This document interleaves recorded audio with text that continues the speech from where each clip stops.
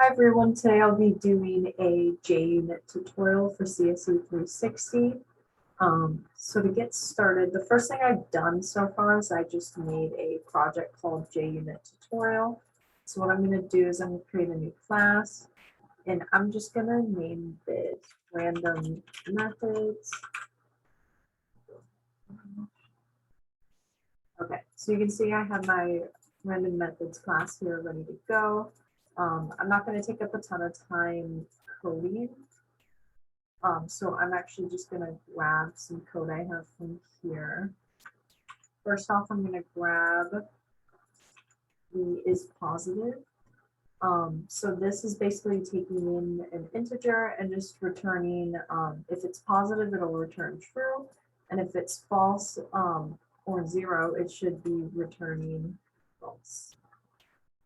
So that's the first one.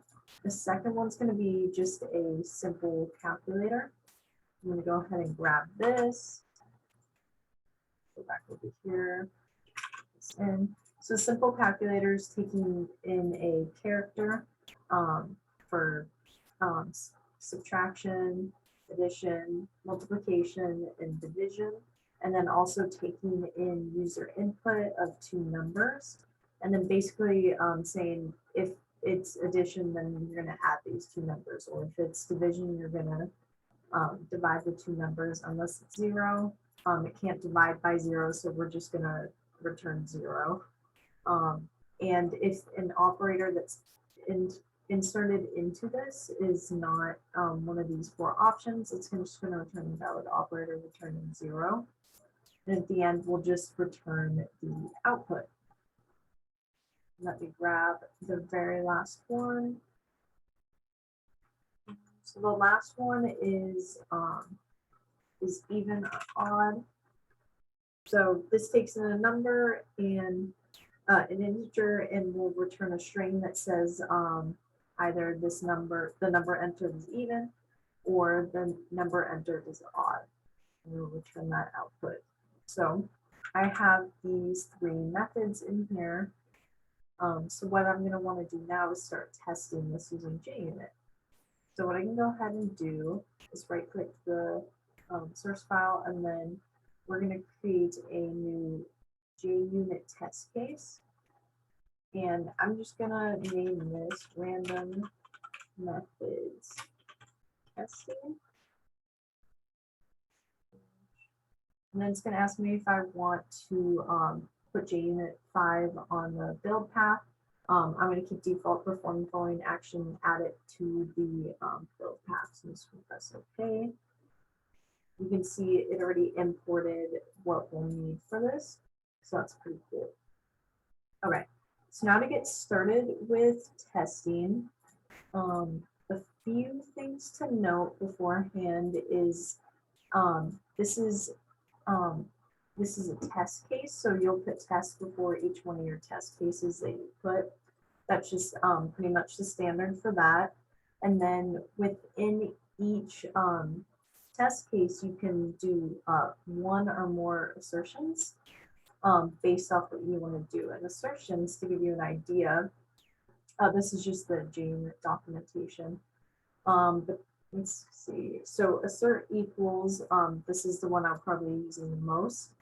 You have the option to add a string message. That's just like a simple, like equals 4 something. And then I mainly just skip this and go straight to the expected.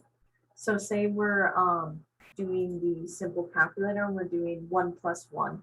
Well, 1 plus 1 is the expected output of that would be 2. So I would input 2 here. And at the end, I would put exactly what method we're going to be calling. So let's get this started. So I'm going to start with testing the is positive method. So is positive. So I'm just naming this test is positive.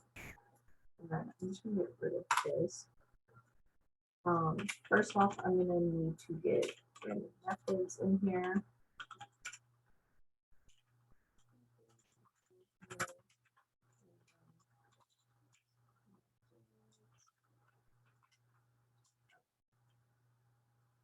that in here. And now we can start our first assertion. So let's just, let's do assert true. With Booleans, this is a little bit different. But starting with assert true, and then at the beginning, I'll just do dot, and then we're going to choose the positive here. And then let's just use 2. That's pretty simple. I'm just going to put a message at the end just so I know this is just checking 2. Okay. And then so now we want to run this. So you can go ahead and go over to the testing, and then you would run as a JUnit test.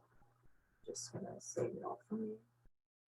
Now it's opened up a new tab for JUnit test, and you can see it returned that everything's good. We have the check mark. Doesn't look like there's no errors and there's no failures, so it's just 1 out of 1. So that means this passed. So yes, it is positive. That is true. See if I were to, but if I were to change this to assert false, the output's going to change. So I'm just going to run this again. Now you see we have a failure because this isn't false. This is true. This is returning true. It's not throwing us an error. So you can see how easy this is to test certain things. Back. What else we can do is we can actually add more than one assertion in each test that we decide to do. So let's do false this time. And then this time let's do 0. If you remember in the method itself, whenever it's 0, it is going to return false.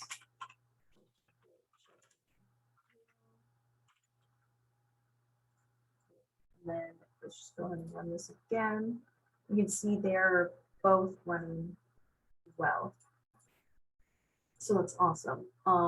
However, sometimes you might want to get a little more tedious with this, and maybe I want to separate these two. Maybe I want the assert false checking 0 in a whole different test so I can see which one specifically is failing each one.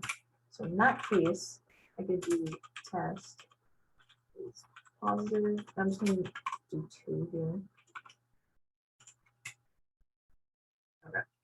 Let me just grab this. I'm just going to grab this. This time, I'm just going to grab.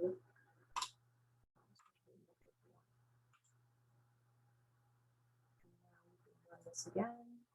Okay, awesome. So both ran and both passed.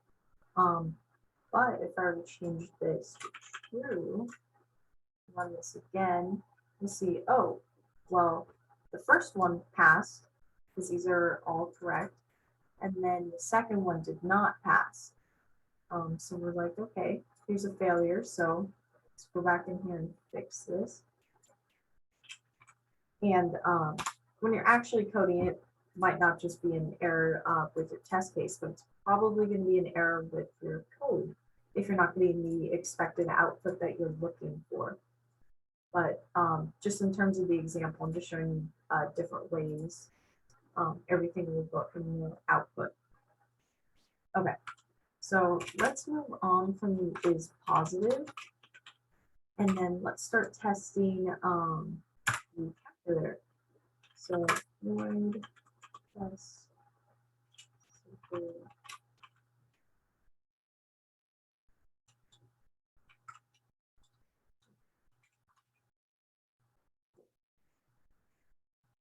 Okay, so this time there's going to be quite a few more tests for this one. And because of that, I should just kind of want to go grab the ones that I already made, and then I'll talk about each one just because there is so many of them.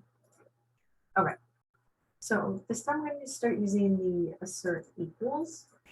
So to set this up, this out over here, the first thing that I'm going to put, the first parameter I'm going to put in is 30, because this is my expected output. Like when I'm putting in an operator for multiplication and timesing 5 by 6, then my expected output is 30. So that's how you set up the assert equals.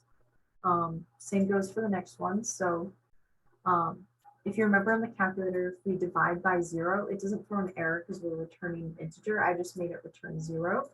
So you can see that's what I put right there. And then on the next one, 90 and 5, 90 divided by 5 is 18. And then for the next one, we have addition, 5 plus 6 is 11. Then we have another addition using negative numbers. So -5 plus -6 is -11. And then finally, we get into subtraction. So 5 minus 6 would be -1. And then 66 minus 6 would be 60. So if we were to run this, it should run just fine. Yeah, so you can see we're running just fine here. But say, mess this out. Same thing goes. So if I were to run this, now we can see, oh, simple calc is not running correctly. And it can tell you exactly which one down here is not going. So you can see the expected for this part was 66, but the output was actually 60. So we can track this down back to our code if there's an error in our code and correct that. So that's why this is really useful. Okay, so for the final test, let's go ahead and test out the even or odd. So even or odd. We're going to do the same thing here. And then, so this one, I'm going to use assert equals as well.